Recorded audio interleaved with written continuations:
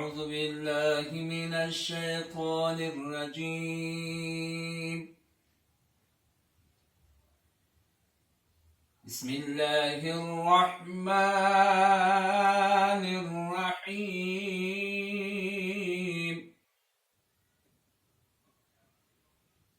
إن الله وملائكته يصلون على النبي يا أيها الذين آمنوا صلوا عليه وسلموا تسليما.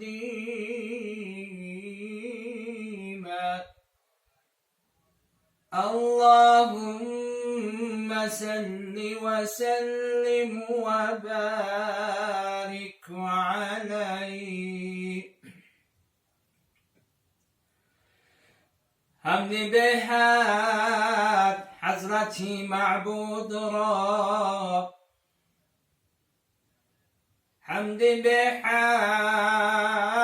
حضرت معبود را که از عدم آور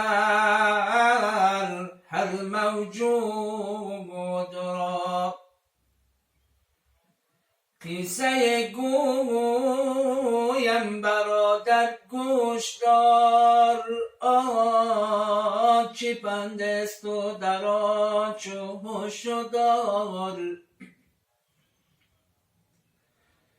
روز سید با بلال خوش حسان خوش نشسته و گفتا ای بلال، در جهان آخر چی داری آرزو؟ چی داری در دلت با ما بگو. در جهان آخر چی داری آرزو؟ چی داری در دلت با ما بگو. آرزو دارم گفت همینم در جهان، تا که سیر گردم بگردی کوی تو، گردم و بینم به هر سوروی تو، تا که باشم در داری فنا، از تو یک ساعت نباشم من جدا. گفت ای احمد که خاکی پای تو، گفت روشنی چشم تو، در جهان از چیست با ما راست و گوی. گفت ای احمد که خاکی پای تو، روشنی چشم من به گفتگو. مهرشان در دل چنان آتش بسوخت، که از دو ساعت چو پا تا سر بسوخت. این چنین آوردکانی وفا، تا که سید رفت از دار فنا. دم بدم می گفت ز درد و اشتیاق، الفراق الفراق الفراق.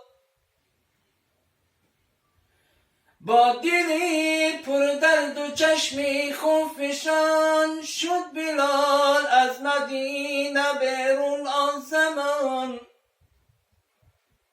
تا به شام آمد او بیهوش مست، تا به شام آمد او بیهوش مست، اثری اندوش کار از دست. بود یک چند روز او به قرار، باز آمد بر مدینه او بکار. رمزه پر نور احمد را بدید، همچو مرغی باسم تپید.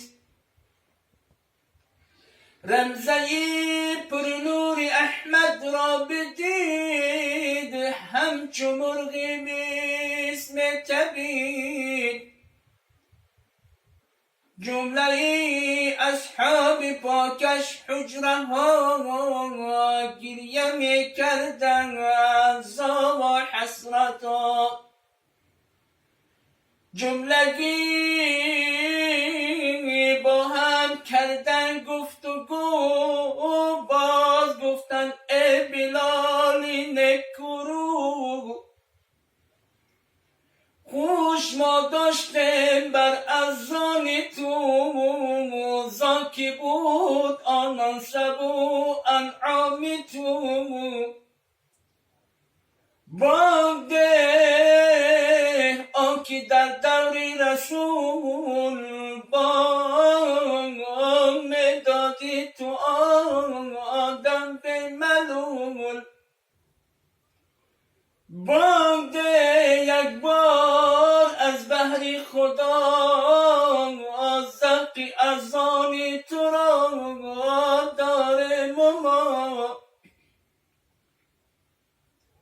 چون زیحت شد التماسی مردمان، شد بلال آزوده برگو بس روان.